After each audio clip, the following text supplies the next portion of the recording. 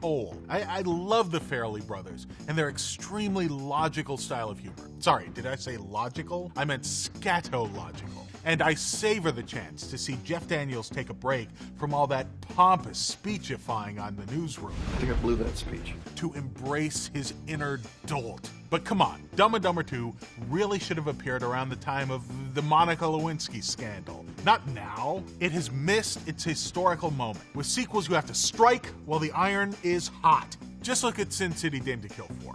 It's shaping up to be the biggest bomb of 2014. Ooh. That's probably because Yeah. 9 years Yeah. elapsed since the What's first up? Sin City. A sequel would Go, have been Corey. hotly anticipated. Go. If Go. it had appeared Go, in, Corey. say, 2000. Go. Listen up. Here we go. I'm the new kid, moving in, getting it done. And I'm officially the candidate for having some fun. You know, you better calm down, Corey. Yay, I'm talking about an all-out party. And we're getting it started. Mr. President, you mind some electric guitar? Washington, D.C. will never be the same.